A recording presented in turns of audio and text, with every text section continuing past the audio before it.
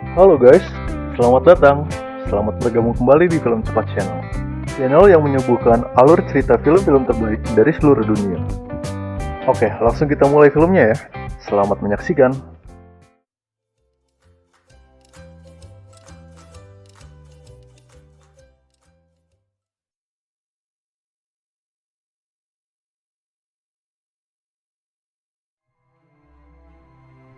Film ini berjudul The Pianist. Kisah nyata yang menceritakan perjuangan hidup Władysław Szpilman, seorang pianis terkenal di kota Warsawa, saat tekanan perang yang berlangsung di Polandia pada masa Holocaust. Namun, nasib Szpilman berubah saat ia mengetahui bahwa tentara Nazi akhirnya berhasil menduduki Polandia.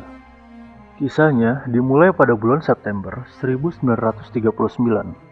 Szpilman, seorang pianis Polandia Yahudi, memutar siaran langsung radio Warsawa ketika stasiun TV tersebut dibom selama invasi Jerman ke Polandia.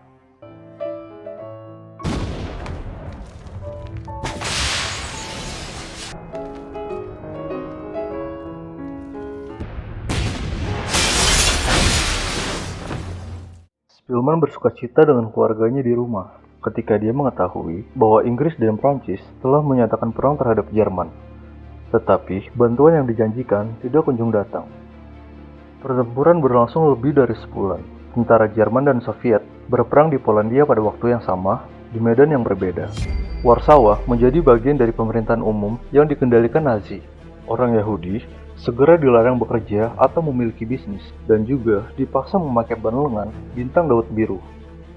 Pada November 1940, Szpilman dan keluarganya dipaksa meninggalkan rumah mereka ke ghetto Warsawa yang terisolasi dan penuh sesak, di mana kondisinya semakin buruk.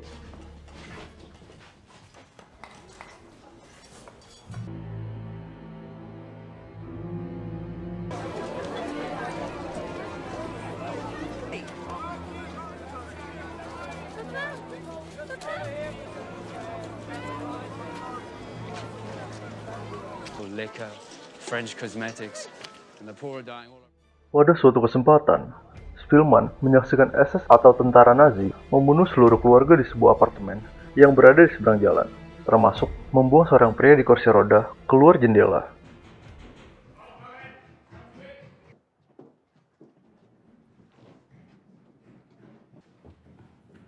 Du, aufstehen! Hoch!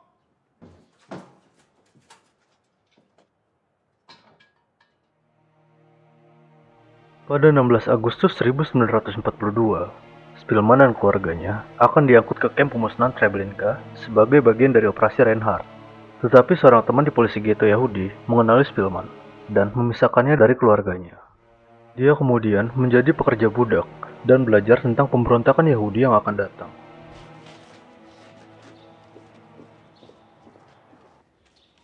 Hinlegen! Linksum! Gleich.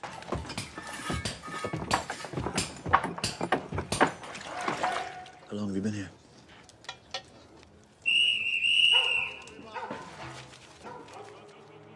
Szpilman membantu perlawanan dengan menyelundupkan senjata ke dalam ghetto. Walaupun hampir ketahuan oleh penjaga yang curiga, Szpilman akhirnya berhasil melarikan diri dan bersembunyi dengan bantuan seorang teman non-Yahudi yang bernama Andrzej Bogucki dan istrinya Jania.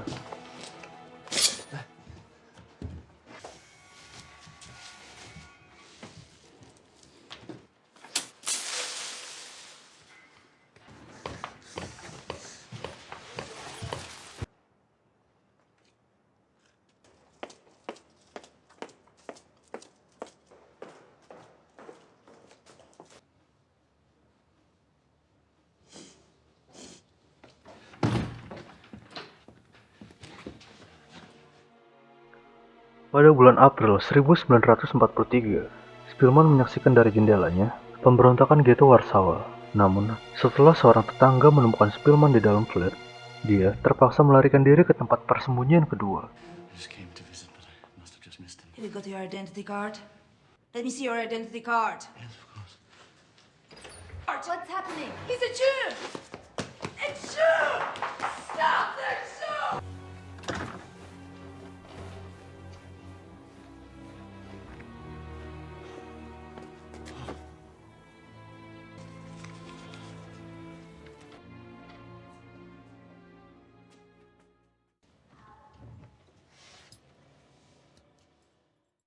Di kamar Boris Spillman memiliki piano di dalamnya, tetapi dia terpaksa bermain sambil diam.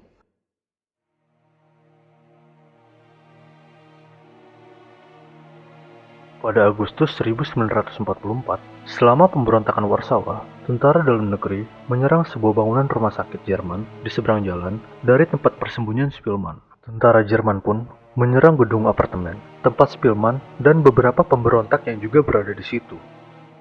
Peluru tank menghantam apartemen, memaksanya melarikan diri.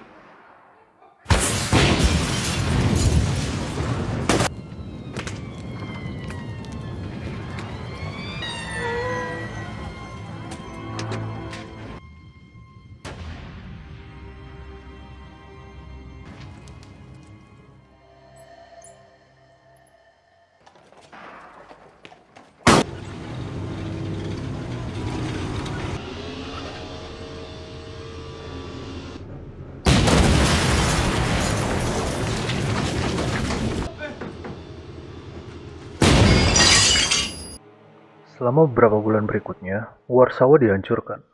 Spillman melarikan diri untuk mencari tempat berlindung dan persediaan di antara reruntuhan. Spillman menemukan sebuah bekas rumah sakit yang telah hancur untuk dijadikan tempat persembunyiannya. Namun, rumah sakit tersebut kembali dihancurkan oleh tentara Jerman. Dia akhirnya pergi ke sebuah rumah di mana dia menemukan kaleng acar mentimun. Saat mencoba membukanya, dia diperhatikan oleh seorang perwira Jerman bernama Wehrmacht Wilhelm Rosenfeld.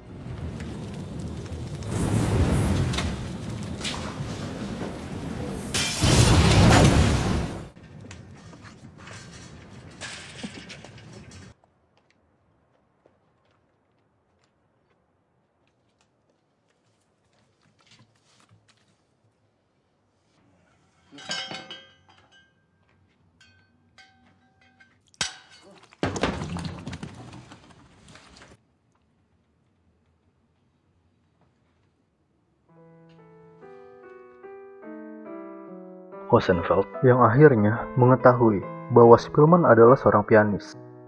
Dia meminta Spillman bermain dengan piano yang ada di rumah itu. Spillman pun memainkan Chopin's Ballad di G minor yang membuat Rosenfeld kagum kepadanya.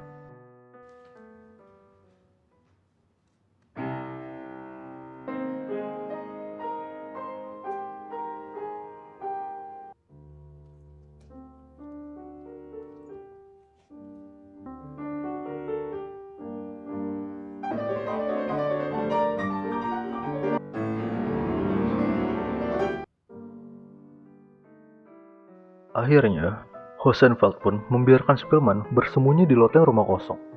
Selama persembunyiannya di sana, Spillman selalu diberikan makanan. Pada bulan Januari 1945, Jerman mundur dari Tentara Merah. Rosenfeld bertemu Spillman untuk terakhir kalinya, berjanji akan mendengarkannya di radio Polandia setelah perang. Dia memberi Spillman mantel yang bagus agar tetap hangat dan pergi.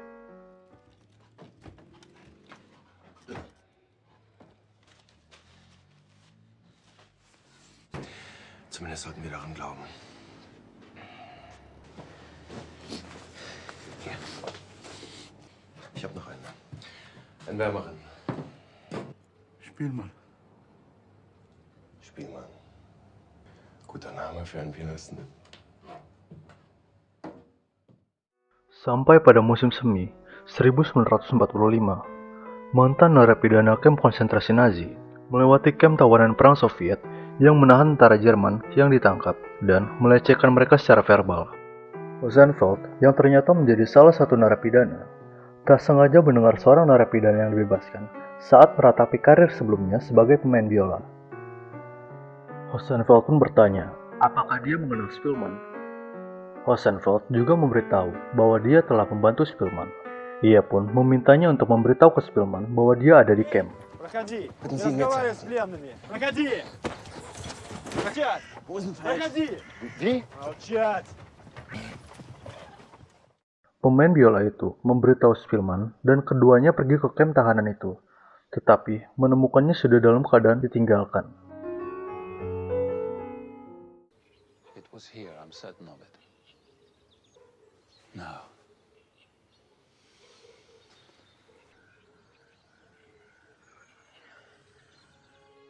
Setelah perang, Spielman kembali ke radio Polandia, di mana dia membawakan Grand Polonaise kepada penonton bergengsi yang besar.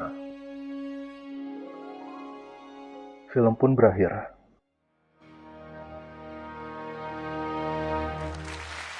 Sebuah epilog menyatakan bahwa Spielman meninggal pada tahun 2000, pada usia 88 tahun. Dan yang diketahui tentang Rosenfeld, ia meninggal pada tahun 1952, masih di penangkaran Soviet.